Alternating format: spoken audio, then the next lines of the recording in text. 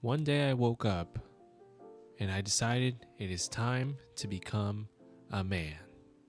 It is time to beat all the Souls-like FromSoft games. And so far, I've completed Elden Ring, Bloodborne, and now Dark Souls 1. Dark Souls 1 is the first game in a masterful trilogy by the game studio that hasn't had a bad game in ever. A game that I knew would test my patience, my resolve, and my focus. A game that I thought was going to be a large hurdle in the continuation of my FromSoft game catalog. A game that completely shocked me in more ways than one. If you've never played Dark Souls 1, you might be familiar with the videos that were circulating the web showcasing some of the absolutely grueling runbacks. Runbacks that would put an Olympic marathon runner to shame. Or maybe you've just gotten real familiar with something else, you filthy animal. Like my Bloodborne review, which I'll be putting in the description below, I'll be discussing if Dark Souls 1 still holds up in 2024 as a first-time player. I went into Dark Souls 1 largely blind, having only played maybe an hour when it released 13 years ago, essentially meaning I couldn't fathom the journey I was about to have. Dark Souls 1 starts off hot with a great opening cinematic to set the world up for the player, which honestly I was shocked looked as good as it did with how old the game was. The remastered version of the game updates the textures while keeping the game the same as it was, and honestly, it looks great still. The aesthetics of a game often stray me from visiting older games, but this won't be the case today. Now I bet you're wondering, how did it play? So many people talk about the runbacks, but why the hell did no one tell me that you don't unlock the ability to fast travel until you're about 70% done with the damn game? I cannot tell you how many times I died after trying to make the long trek from a bonfire back to the Firelink Shrine, which brings me to the mobs in this game. Holy did they make me want to rip out every hair on my head. The mobs in this game are some of the most frustrating and unforgiving I've experienced in gaming. Skeletons inside spiked wheels that stun lock you until you die. Regular skeletons that are Olympic acrobats. Basilisks that will curse you, which means that your max health will be cut in half till you find an item that isn't abundant to cure yourself. Ghosts that you can't hit unless you are cursed or using a cursed weapon. Dogs. Yeah, just dogs. The list goes on. This paired with having to walk everywhere until you unlock the fast travel is what turns boys into men. Backstabbing is also a massive part of this game, as the hitbox for it is quite large and most enemies can be backstabbed. This was especially prevalent in any time I was invaded. Going a strength build with a massive sword did me no favors when every invader just used a shield and a quick weapon to just walk around behind me and backstab me every time I swung my weapon. I was completely shocked that without fail, anytime I wasn't hollow, I would get invaded within 5 minutes. This was so shocking because of how old the game is and how there's still people out there playing it. Dark Souls makes up for the lack of fast travel in its amazing level design. Everything flows into each other. Long runbacks get halved by well-placed shortcuts, which encourages players to explore. From the Firelink Shrine, which acts as your home base, you can get to almost every zone seamlessly. The map itself is not very massive, but it has so many layers and working parts that makes it feel like it's much bigger than it actually is. You'll experience every type of environment you can imagine.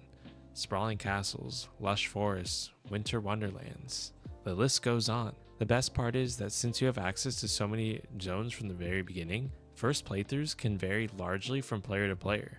There's very little wasted space. Everything has its purpose. This being said though, I do feel like the purpose of some mob placement and design was purposefully made to be unreasonably frustrating to get through.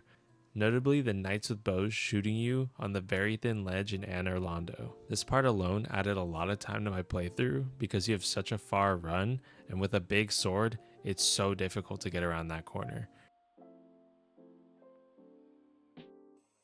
The bosses in Dark Souls 1 are not very challenging, but the design of them is what makes them so great, and I found myself loving most of the fights. I went out of my way to fight every boss and mini-boss the game had to offer, which was a first for me. I do say most were great bosses for a reason though. Spoiler warning, as I am about to talk about some of the later bosses in the game. Dark Souls 1, without a doubt, has the worst boss that I've seen throughout the entire catalog so far. Bed of Chaos is a boss that keeps your progress throughout the fight because they know it's a poorly designed boss. And when I say fight, I mean you hit 3 different things and the fight ends. A large amount of the frustration comes from how far the run back is unless you find a completely hidden bonfire that cuts it shorter. This paired with the fact that this gimmicky boss has you needing to dodge never-ending attacks from the boss while the ground falls out from beneath you with no warning. Unless you were clairvoyant or watched a video on the boss, you will not first try this boss. Hell, I'd argue most people took over 5 tries, and that has nothing to do with their skill level. Until you've memorized where the ground just disappears from under you, you will repeatedly fall to your death. And I know I'm beating a dead horse because this is a universally hated boss, but hey, at least you get a cool entrance. The true duality of this shows with Knight Artorias, one of the 3 bosses in the DLC. Knight Artorias was my favorite fight in the game by far. He was the perfect mix of challenge and also not feeling like I died in some cheap way. Even if his moves give me PTSD, I thoroughly enjoyed that fight. Dark Souls 1 also had one of the first bosses that really made me feel like I was the villain for fighting. There's a completely optional boss that has no desire to fight you and in fact wants to help you. This would be none other than the ill-fated crossbreed Priscilla, someone who was cast away to the inside of a painting in fear of her potential power to rival the gods. Someone who only wanted to better the lives of those that were stuck in the painting with her. Never did I think I would see 30k souls deposited and still feel as though I made the wrong choice. The OST, like every other FromSoft game I've played, is impeccable. As someone who loves to play their own music while they game, it feels wrong to not listen to the epic themes that accompany every zone and boss. The theme for Grey Wolf Sif is one of the best I've ever heard in gaming. There's no words to describe it other than beautiful. My cons with the game are not many, but I also don't believe I'm alone in the ones that I do have. The first one would be that, while it was part of the charm of the game, some of the runbacks were comically long, and it seems like FromSoft has already addressed these issues in its future titles, as I'm sure they also realize this. My last real gripe with the game was that it was apparent that some areas and bosses were heavily affected by issues they had during production, which led to them having to cut content and ship unfinished zones and bosses. Lost Izalith had great potential to be one of the best zones in the game. However, it was seemingly unfinished and paired with one of the worst boss fights in FromSoft's catalog. In the files, there are alternate versions of the Bed of Chaos that indicate it was a work in progress, but unfortunately it seems like they had to ship out the lackluster version that they had ready. Dark Souls 1 had me happy in moments, sad in moments, and reaching levels of frustration I didn't think was possible.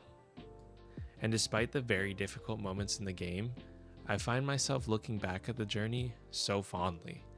I didn't expect to love this Souls game so much, but here I am wishing I could forget it all so I could experience it again for the first time. Dark Souls 1 gets an easy 8.5 out of 10 for me. Keep in mind, I don't think any game is a perfect 10 out of 10, so this is remarkably high praise. Especially keeping the age of the game in consideration, I would absolutely recommend this game to anyone curious in starting their Dark Souls journey. It most certainly holds up in quality with many modern day RPGs, and it ages like a fine wine. If you enjoyed this video, feel free to like, subscribe, and comment. I'm new to the longer form content and YouTube in general, so any feedback is welcome and any support is immensely appreciated. I stream 3 to 4 days out of the week on Twitch, so if you want to watch me conquer the FromSoft catalog and many other games live, then stop by the stream and say hi. And I hope you all enjoy the rest of your day, and I'll catch you on the next one.